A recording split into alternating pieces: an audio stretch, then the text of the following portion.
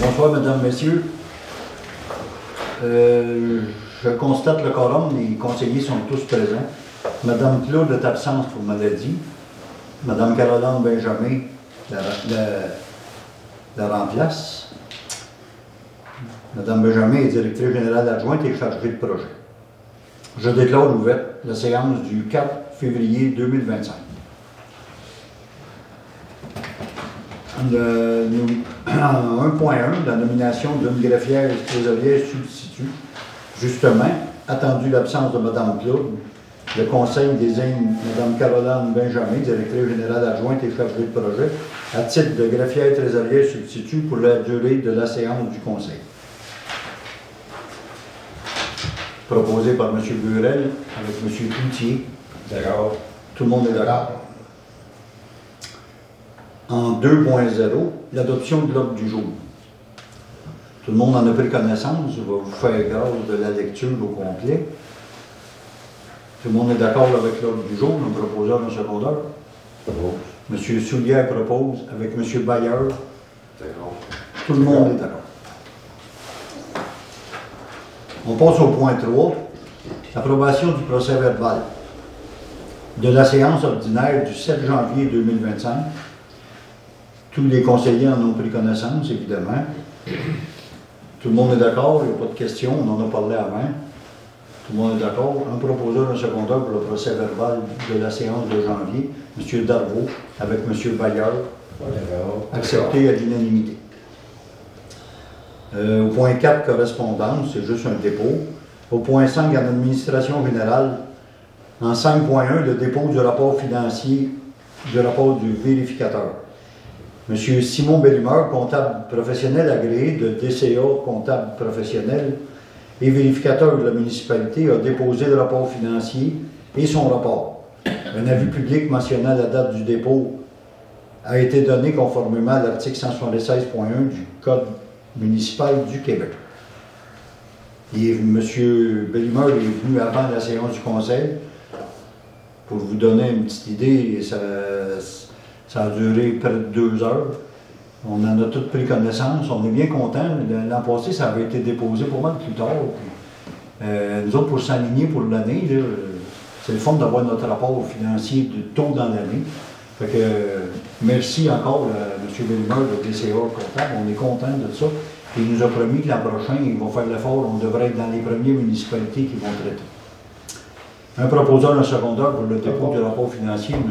Cloutier avec M. Soulière, accepté à l'unanimité. En 5.2, le groupe d'entraide dans toute amitié, une demande de don pour les dîners à l'école. La municipalité a reçu le 20 janvier une demande de don pour les dîners à l'école. La municipalité considère que l'organisme est bénéfique dans la région et reconnaît les bienfaits pour la communauté de cette initiative de service de dîner à l'école. Donc, le Conseil octroie un don de 1 000 $ au groupe d'entraide à toute amitié. Un proposeur, un secondeur, M. Darvaux, encore avec M. Laferrière. Il est temps, c'est bon? On est d'accord, oui. Tout le monde est d'accord.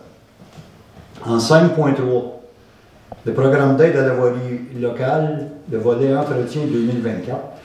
Le ministère des Transports a versé une aide financière de 39 545 pour l'entretien des routes locales pour l'année 2024. L'allocation versée vise l'entretien courant et préventif des routes locales de niveau 1 et 2, ainsi que les éléments des ponts situés sur nos routes, dont la responsabilité incombe à la municipalité. Le Conseil informe, il est proposé, appuyé et résolu, que le Conseil informe le ministère des Transports de la mobilité durable de l'utilisation de la location visant l'entretien courant et préventif des routes situées sur nos routes et les ponts situés sur nos routes, dont la responsabilité incombe à la municipalité. Dans le fond, c'est comme une reddition de compte pour les assurer que le 39 545 $ a été dépensé à l'entretien de notre voirie locale.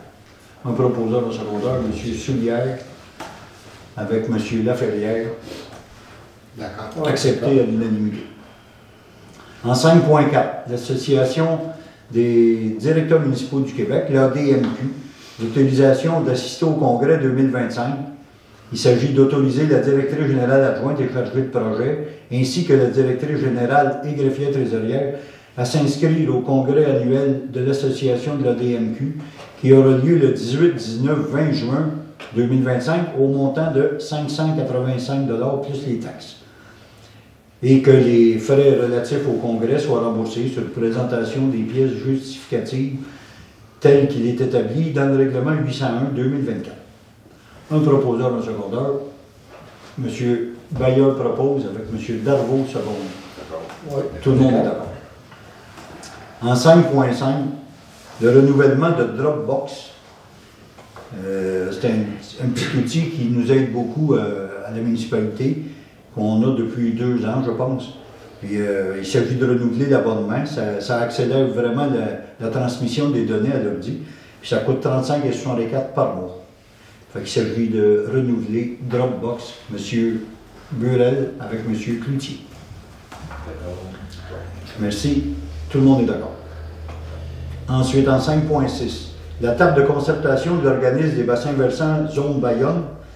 Il s'agit de nommer le conseiller et maire suppléant, M. Léo Soulière, représentant de la municipalité de Sainte-Geneviève, sur la table de concertation de l'organisme des bassins versants de Zone Bayonne.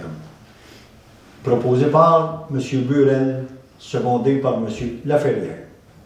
Tout le monde est d'accord? Oui. Ouais. Accepté à l'unanimité.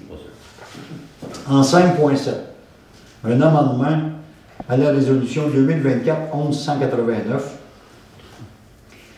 C'est une résolution qui a été adoptée lors de la séance du 5 novembre dernier concernant l'acquisition du terrain situé au 1071 rang Bayonne-Nord. Le projet d'acte de cession a été rédigé par la notaire et les cédants et la notaire sont prêts à procéder à la transaction, mais dans notre dernière résolution, c'était écrit que ça devait être la directrice générale qui signe les papiers avec la notaire, étant donné que Mme Club est malade. On voudrait que la municipalité autorise la directrice générale et greffière trésorière et ou la directrice générale adjointe est chargée de projet, ainsi que le maire a signé les documents relatifs à la transaction. Donc, Mme Caroline serait autorisée à remplacer, dans le fond, Mme Claude. M. Burel avec M. Soulière. D'accord. Parfait, merci. Accepté à l'unanimité. En 5.8, le Bureau des audiences publiques en environnement, un BAP générique sur la filière éolienne. Il s'agit d'un appui considérant la prolifération des projets éoliens sur le territoire agricole du Québec, considérant qu'au Québec, le territoire cultivable ne représente que 2% du territoire, considérant que la sécurité et l'autonomie alimentaire sont essentielles. Je vous fais grâce des considérants parce qu'il y en a 4 pages, mais ceux que j'ai trouvés qui était mieux de vous dire, considérant qu'il y a urgence d'agir compte tenu de l'objectif d'Hydro-Québec de tripler le nombre d'éoliennes sur le territoire d'ici 2035, considérant qu'un BAP générique serait le meilleur outil pour ouvrir le débat public national et faire une analyse d'ensemble, considérant le désir de ce Conseil pour que les enjeux entourant le développement éolien en milieu habité et agricole soient éclairés par le biais d'un bureau d'audience publique générique, considérant que le BAP doit tenir des audiences publiques et des consultations ciblées dans les cas où le ministère le requiert, il est proposé, appuyé et résolu que le Conseil de Sainte-Geneviève prenne position en faveur d'un BAP générique sur la filière éolienne. Un proposeur en secondaire, s'il vous plaît. M. Soulière propose, avec M. Baillard. Tout le monde est d'accord, accepté à l'unanimité. En 5.9, demande de révision des lignes directrices pour la valorisation des sols contaminés du ministère de l'Environnement. Encore là, c'est un appui. Considérant qu'en vertu des lignes directrices pour la valorisation des sols contaminés du ministère de l'Environnement, de la lutte contre les changements climatiques, de la faune et des parcs, publié en décembre 23, il y a eu précision sur les options de gestion des sols présentant des teneurs naturelles en métaux et métalloïdes dépassant les critères applicables. Encore là, je vais vous sauter une couple de considérants, mais ce que j'en comprends, c'est qu'on a des terres boisées. Je pense surtout à un maire il y a une municipalité dans le nord, puis il y a des bois qui n'ont jamais été habités. Puis là, ils prennent des tests de sol, puis c'est déclaré sol contaminé. Il n'y a jamais rien eu là, mais les taux sont très bas. Puis là, il faudrait que la municipalité paye pour décontaminer des sols qui n'ont jamais appartenu à personne. C'est un peu spécial. Et qu'on demande au ministère de revoir les lignes directrices pour la valorisation des sols contaminés. Dans le fond, considérant que la directive entraîne l'émission de grandes quantités de gaz à effet de serre avec des transports inutiles de sols naturels, car les sites autorisés sont en nombre limité, considérant que le fardeau fiscal des municipalités ne cesse de croître, considérant que les critères émis par les lignes directrices pour la valorisation des sols contaminés ne sont pas raisonnables et ne tiennent pas compte ni des matières qui se trouvent dans les sols de façon naturelle dans les différentes régions, ni des besoins et des capacités financières des municipalités. Donc, le Conseil appuie la résolution de la municipalité de Sainte-Hélène-de-Bagotte à l'égard d'une demande de révision des lignes directrices. Un proposeur de secondaire, M. Soulière, avec M. Cloutier. C'est bon? Oui. Tout le monde est d'accord, accepté à l'unanimité.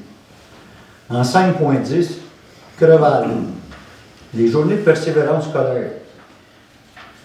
Considérant que Creval réussit à mobiliser les Lanaudois à l'égard de la réussite éducative depuis près de 20 ans et que l'engagement des partenaires et la multiplication d'initiatives en réussite éducative sont le reflet d'une grande mobilisation générale, considérant que le taux de diplomation et de qualification au secondaire des élèves après 7 ans a, quant à lui, augmenté de façon marquée entre 2006 et 2020, passant de 67,6 à 78,3, considérant que la persévérance scolaire est l'affaire de tous,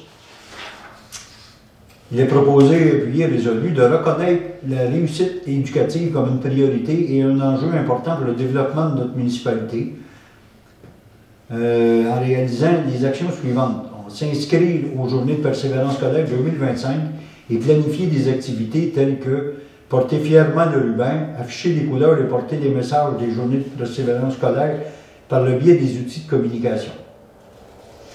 Et nommer un délégué, la municipalité désigne la directrice générale des greffiers trésorières à titre de délégué en matière de réussite éducative afin de faciliter les communications entre le Creval et notre municipalité.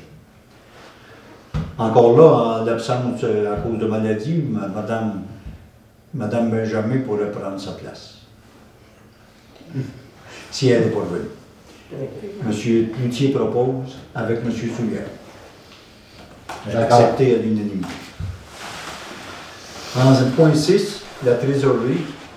En 6.1, l'approbation des comptes payés et à payer. Il s'agit d'approuver la liste des factures payées durant le mois de janvier pour un montant de 12 407,80. Autoriser les paiements des factures présentées pour un montant de 151 186,5 et autoriser les salaires bruts et les gains non imposables payés durant le mois de janvier à 49 969,18. Tout le monde en a pris connaissance tantôt, on a discuté de quelques factures, on aura des questionnements. Tout est clair, tout est beau. Un proposeur au secondaire, M. Laferrière propose avec M. Darvaux. D'accord. Tout le monde est d'accord. Ensuite, au point 6, non, au point 6, il n'y a plus rien. Au point 7, travaux publics, il n'y a rien à mentionner. En 8, à hygiène du milieu, la vérification des précisions des débitmètres. Il s'agirait de donner un mandat pour faire vérifier les débitmètres qu'on a dans la municipalité. Puis on a reçu 2 soumissions, des compteurs Lecomte, datés du 17 janvier au montant de 1871,80 et Nordico, qu'on a reçu une semaine plus tard au montant de 2552.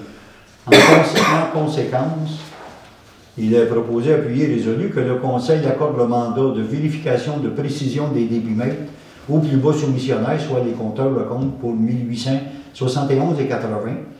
Et en plus, la municipalité désire se mettre à l'abri des augmentations. Les compteurs Lecomte nous ont fait une offre de 3 ans, 25, 26, 27, à 1871,80. Donc, on accepte le contrat pour les 3 prochaines années avec les compteurs Lecomte. Proposé par M. Burel, secondé par M. Cloutier. Tout le monde est d'accord. En 8.2, il s'agit de certificat en traitement d'eau souterraine sans filtration et réseau de distribution. Il s'agit d'inscrire notre directeur aux travaux publics, M. Louis-Jean Sarrazin, à la formation OTUND, OTUND, pour l'obtention d'un certificat en traitement d'eau au montant de 2600$ plus les taxes applicables. Le Conseil autorise la directrice générale adjointe et chargée de projet à procéder à l'inscription du directeur des travaux publics au programme de qualification et aussi pour la qualification professionnelle pour la délivrance de sa carte d'apprenti au montant de 133$. Un proposeur, un secondeur. M. Bailleur propose avec M. Darvaux. D'accord. Tout le monde est d'accord? M. Louis-Jean Sarrazin est relativement nouveau chez nous, puis il n'y a pas ni permis pour travailler sur le réseau d'aqueduc. C'est une formation qui est obligatoire. Actuellement, c'est M. Nicolas Leblanc qui a la carte d'aqueduc. Au point 9, en urbanisme environnement, une abrogation d'une résolution de 2024-12-238. On a fait un don. On a fait un don à la Société de récréotourisme Paul Berthier au montant de 2000$. Puis après ça, on leur a envoyé un 2000$ pour notre inscription à la Société de récréotourisme. Puis ces gens-là sont très honnêtes. Ils nous ont dit, c'est la première fois, est-ce que vous nous faites 2 dons? Non, on a fait une erreur. Fait qu'ils vont nous renvoyer notre inscription de 2000$. Fait qu'il s'agit d'abroger la résolution qu'on avait prise à l'époque. Un proposeur au secondaire, M. Cloutier avec M. Soulière. Tout le monde est d'accord, évidemment. En 9.2, 991 Bayonne-Sud, demande à la CPTAQ. La municipalité a reçu le 14 janvier une demande d'autorisation de la Commission de protection du territoire agricole du Québec, la CPTAQ, de la part de Stéphanie Forget et Kevin Lallemand de Brasseur, résidant au 991, qui vise l'implantation d'un usage commercial de type service de réparation automobile au sein d'un garage existant relié à la résidence familiale, unifamiliale. Attendu que cette demande requiert l'avis de la municipalité quant à l'implantation de cet usage au sein de la propriété qui se localise actuellement dans une zone agricole et qu'une recommandation doit être acheminée à la dite commission. Attendu, les principaux arguments retenus et favorables au projet sont les suivants. Une fois implanté, l'usage se limiterait uniquement à l'espace disponible à l'intérieur du bâtiment actuel. Aucun agrandissement du bâtiment n'est prévu. Selon le règlement de zonage, l'usage est limité à la superficie de plancher qui n'excède pas 400 m². L'entreposage extérieur n'est permis qu'en cour arrière et l'espace utilisé à cette fin doit être clôturé et ceinturé d'un écran de verdure. Attendu que l'ensemble des points favorables au projet s'ajoutent aux autres facteurs inhérents à l'analyse du dossier dont la municipalité doit tenir compte, il est proposé, appuyé et résolu que le Conseil appuie la demande de la part de Mme et M. Lallemand de Brasseur et recommande à la Commission de la protection du territoire agricole d'accepter cette demande d'autorisation du projet d'implantation d'un usage commercial au sein de l'immeuble au 991 Bayonne-Sud. Que la Commission soit également informée que le projet est conforme aux dispositions du règlement de zonage de la municipalité, que la dite demande n'aura aucun impact sur l'agriculture environnante puisque l'usage est appelé à se produire uniquement à l'intérieur d'un bâtiment. Un proposeur, un secondaire? Oui, c'est ça. Monsieur Bailleur. oui. Parfait. Avec M. Cloutier. Oui, d'accord. Tout le monde est d'accord. Merci. Ensuite, en 9.3, le PIA, le plan d'implantation et d'intégration architecturale pour la construction d'un bâtiment commercial sur le lot 3 448 388. Attendu qu'en application du règlement relatif au plan d'implantation et d'intégration architecturale, le Conseil est saisi d'une demande de permis PIA présentée par le propriétaire du lot dans le rang Sainte-Philomène. Attendu que le projet a pour but de construire un nouveau bâtiment principal, un garage de réparation de véhicules récréatifs, tel qu'illustré au plan déposé. Attendu que les plans proposés respectent les objectifs et les critères du règlement sur les plans d'implantation et d'intégration architecturale. Attendu que le comité consultatif en urbanisme, le CCU, recommande que la demande soit acceptée telle que présentée.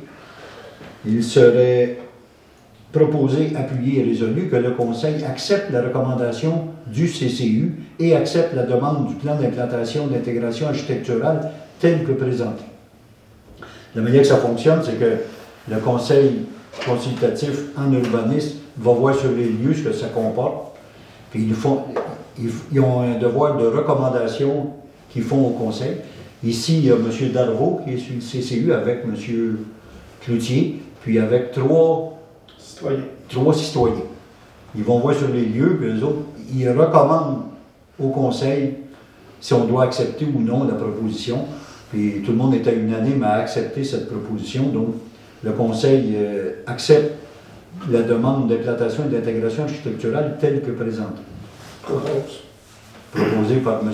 Cloutier avec M. Darvaux. D'accord. Tout le monde est d'accord. Accepté à l'unanimité.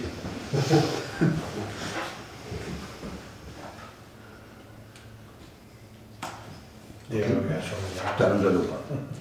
En 9.4, dérogation mineure au 1115 Petit-Bois. Une demande de dérogation mineure déposée le 25 novembre par le propriétaire du 1115 Petit-Bois.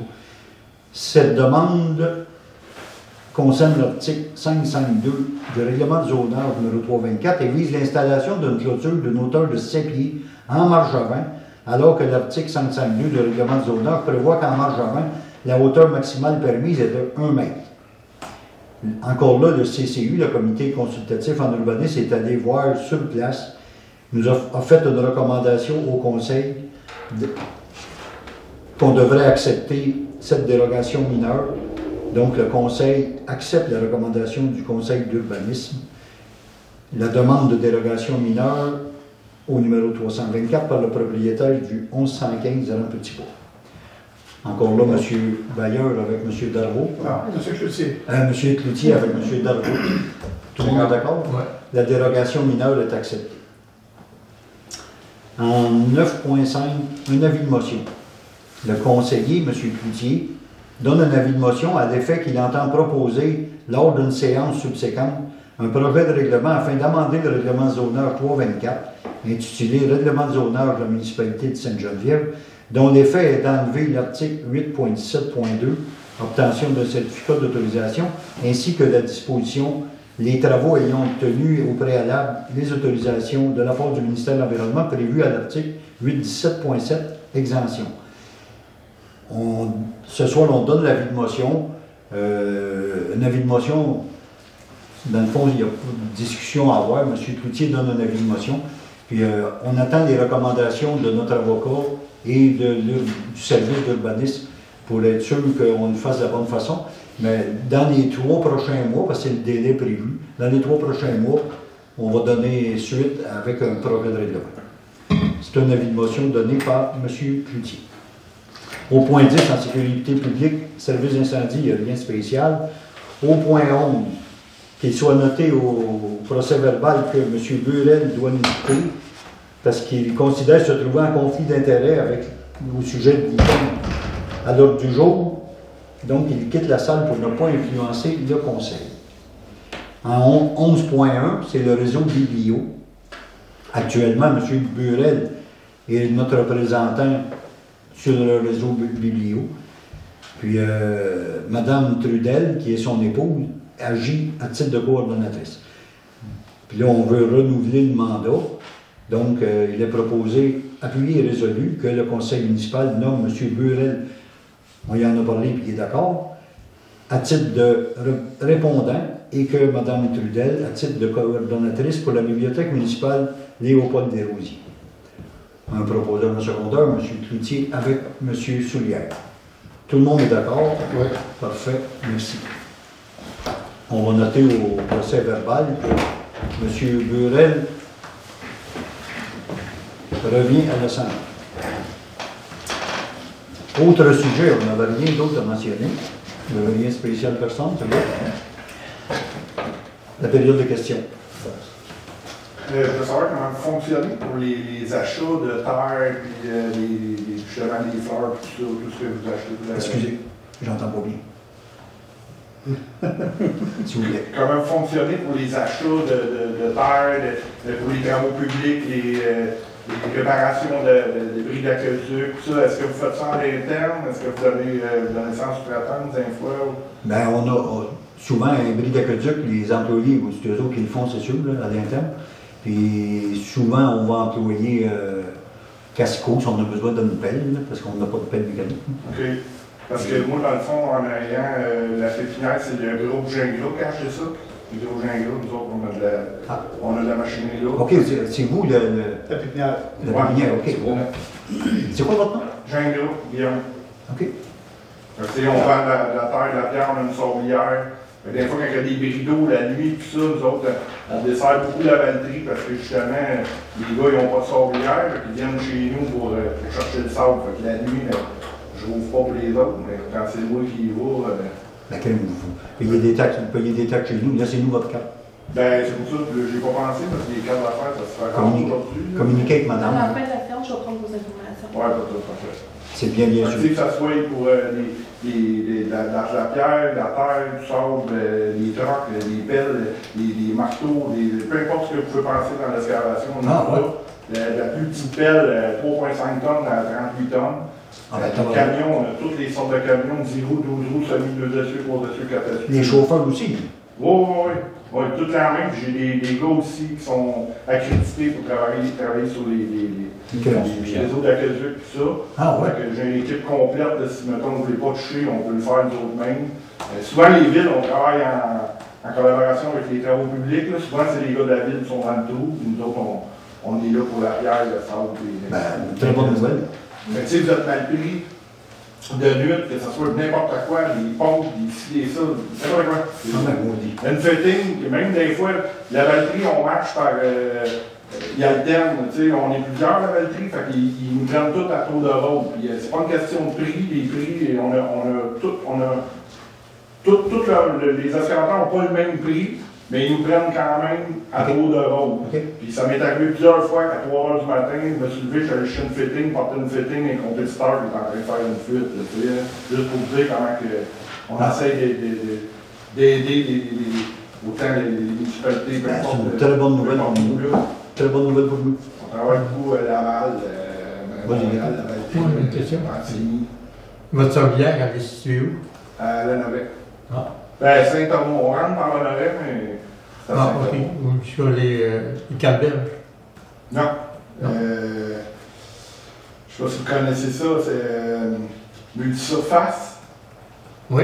Multisurface Julière. Oui. Ça aussi, c'est à moi. Mais Ok. ça, c'est dans le rang Saint-Henri. Oui.